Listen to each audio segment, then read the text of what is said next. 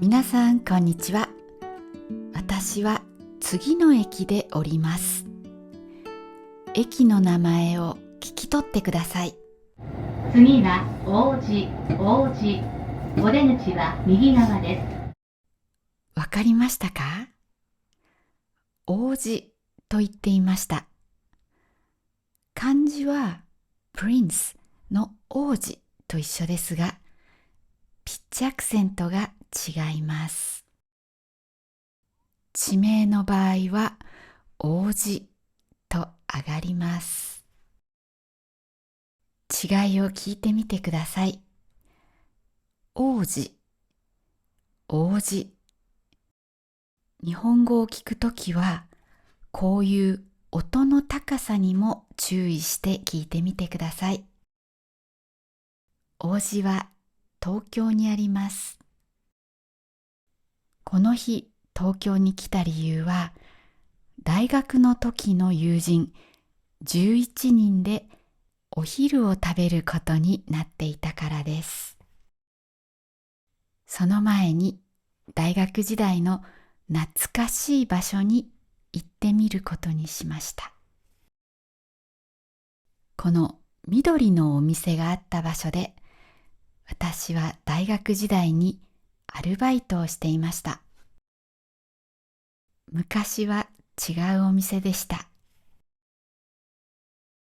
この赤いお店、コージーコーナーはチェーン店です。これは昔からありましたが、それ以外のお店は全部違うお店になっていました。このビルはイベントができるホールです。ここで大学の卒業式がありました。駅前に戻ります。この歩道橋を通って道の反対側に行きます。電車が走っています。下は道路です。歩道橋を降りると線路があります。ここは路面電車、トラムの駅です。後で一緒に乗りましょう。今から飛鳥山公園というところに行きます。JR 王子駅と書いてあります。駅の入り口なんですが、奥の階段が飛鳥山公園につながっています。ここは線路の上の歩道橋です。なので、電車がよく見えます。向こうから電車が来ましたよ。長い電車です。たくさん人が乗っているんでしょうね。やっと最後の車両です。そして王子駅を通り過ぎていきました。王子駅には止まらない電車でした。歩道橋の先が飛鳥山公園の入り口です。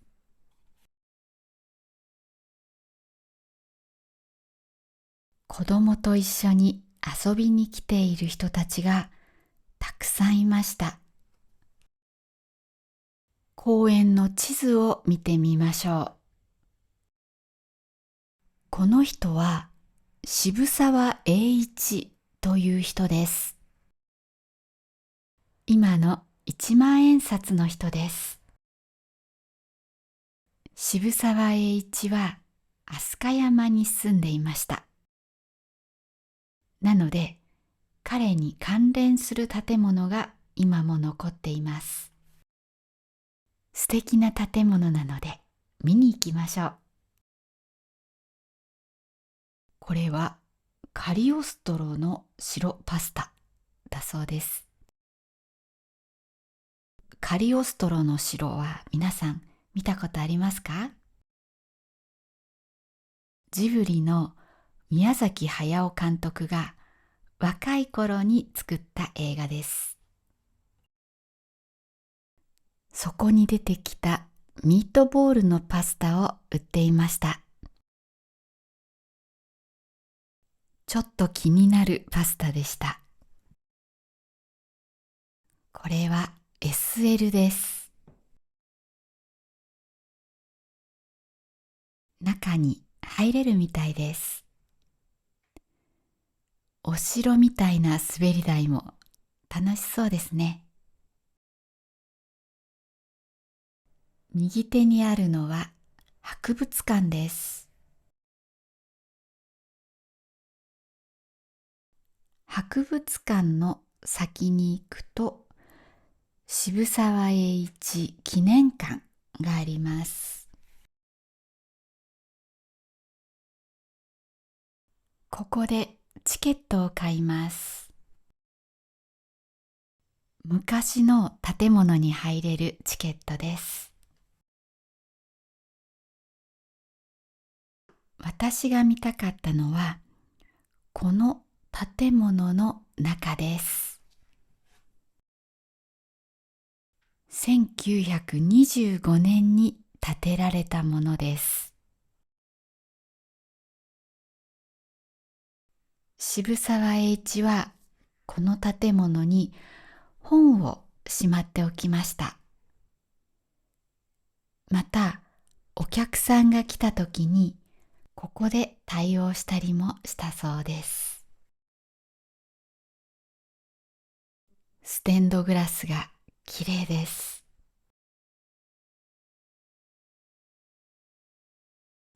入り口はこちらです。中はこんな感じです。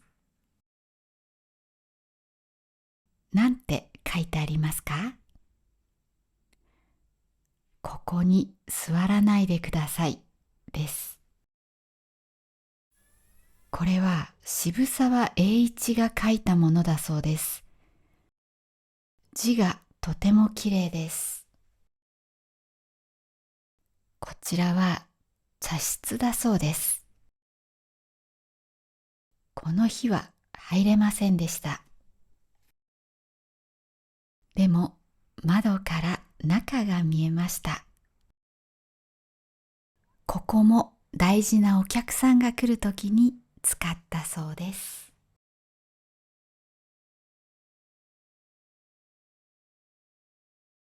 この建物は1917年に建てられました。栗の木を使っているそうです。栗の木は硬くて重くて強いんだそうです。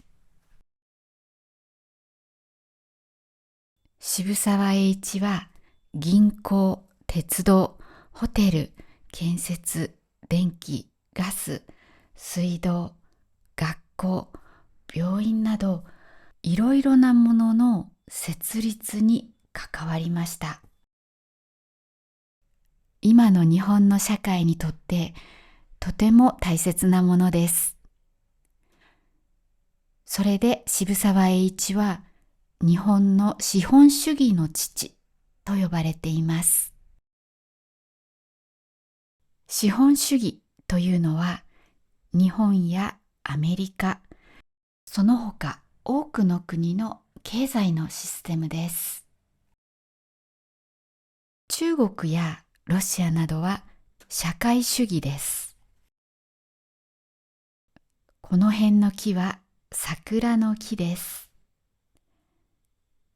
飛鳥山公園は桜が有名です。江戸時代の将軍が江戸の町の人のために桜を植えたそうです。みんながお花見ができるようにしたんです。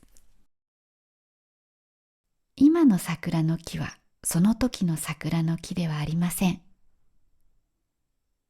でも650本も植えられているそうです。なので桜のきれいな季節に来るのもいいと思います。あれはモノレールです。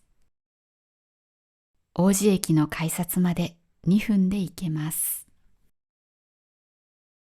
では公園を出てトラムに乗りに行きましょう。信号で待っていたらトラムが来ました。でもこれには間に合いませんでした。トラムの料金は大人170円です。ここのトラムはいろんな模様になっていました。これは銀行の宣伝です。これは梅干しのキャラクターみたいです。こちらにもトラムが来ました。乗りましょう。結構混んでいました。学生の時はあまりお金がありませんでした。なのでトラムにもほとんど乗りませんでした。今回は2つ目の駅で降りて、昔大学があった場所に行きます。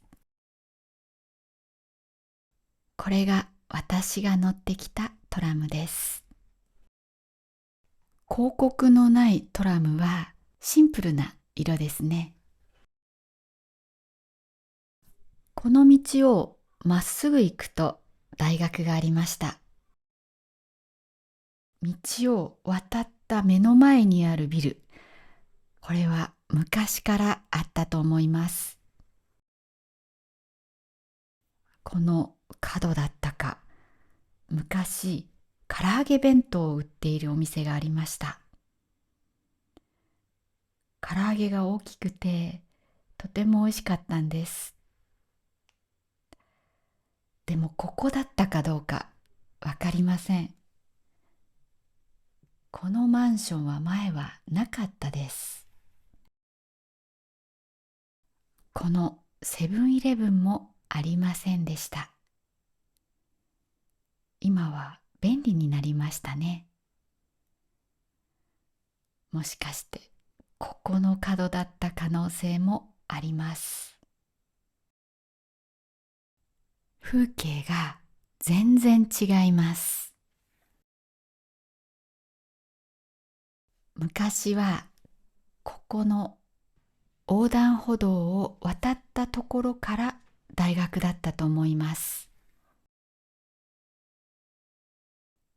全然見覚えがありません。だいぶ変わりました。大学は学生が増えて狭くなったので移転しました。会社や大学などの引っ越しのことは移転と言います。ここは保育園です。大学があった場所には今保育園や老人ホーム、マンション、そして公園があります。大学の中は坂が多かったです。今は階段になっていますね。子連れの家族が多いですね。気持ちの良さそうな公園です。ここに近い JR の駅はさっきの王子駅と巣鴨駅というところです。今日友人と会うのは巣鴨です。今から巣鴨に行きます。途中で寄りたいお墓があります。この目の前にあるのはソメイ霊園と言います。霊園というのはお墓がたくさんある場所です。でもまずはソメイ霊園ではなく、隣のお寺に行きます。ここには芥川龍之介のお墓があります。芥川龍之介は有名な作家です。黒澤明監督の映画羅生門は芥川龍之介の書いたお話が元になっています。また、日本の有名な文学賞の一つ、芥川賞はもちろん芥川龍之介から来ています。今度はソメイ霊園に行きます。双葉亭四明のお墓に行きます。双葉亭四明も本を書いた人です。昔は書くときに使う言葉と話すときに使う言葉がだいぶ違っていました。それを話すような言葉で書こうという運動をした人です。こちらは高村光太郎とその妻千恵子のお墓です。高村光太郎は彫刻家で詩人、そして千恵子は画家でした。画家は絵を描く人です。千恵子が亡くなった後、光太郎は千恵子賞という詩集を出しました。その詩の一つをこちらの動画で紹介しています。ぜひ見てみてください。お墓を出て大通りを渡ると、もうこの辺りは巣鴨です。巣鴨はおばあちゃんの原宿と言われます。このお寺のトゲ抜き地蔵が健康にいいということで、おばあちゃんたちがたくさん来るからです。でも最近は若い人にも人気があるんだそうです。結構若い人も多いですよね。あれは洗い観音だそうです。水をかけて洗ったところが良くなると言われています。お寺の入り口はここです。この通りは巣鴨地蔵通り商店街です。正面から見るとこうです。トゲ抜き地蔵はこの本堂にあるそうです。この日は日曜日で結構人がいました。見てください。赤い下着です。お地蔵様の赤パンと書いてあります。20年以上売れ筋ナンバーワンだそうです。すごいですね。確かに元気が出そうです。上からミストが出ています。この日は9月21日でした。最高気温は31度でした。まだ少し暑かったです。巣鴨駅が目の前に見えています。約束のお店にそろそろ着きます。ウォルター・エーデケンスさん、クオン・スンヘンさん、ジェダイさん、コウさん、ジョン・エンゴーエンさん、メイさん、Thank you so much for your super thanks. I really appreciate your continued support. Lastly, let me share a comment with you. It's from Liu Jifen-san. Hi Fumi-san, I really like your videos. It is beautiful scenes with soft magnetic voice as background. In your recent video mentioned swear words in Japanese, you said crew members can join your podcast. How can I join your member? Are those podcasts suitable for my level? Or do you have other charged lessons, program videos that I can join? Thank you so much. Thank you, Liu Ji-hen-san. I'm so glad to hear that my videos are helping your studies. But the podcast membership, I'll put the link to join the membership in the description. When you join as a crew member, you'll receive one extra podcast episode every week. Please know that the podcast is mainly for intermediate to advanced learners, so it may be a bit difficult for the N5 level, but I do provide subtitles in several languages. In addition, I also run a subscription course where you can learn about Japanese pronunciation, rhythm, pitch accent, and intonation. As long as you can read hiragana, you'll be able to join. And to everyone watching this video, I welcome you all to check it out too. If you want to feel more confident when speaking with Japanese people, please check out my subscription course. You can find the link in the description. Thank you for watching until the end. If you enjoyed this video, please give it a thumbs up, share it with your friends, and subscribe to my channel. Have a great day and see you in the next video.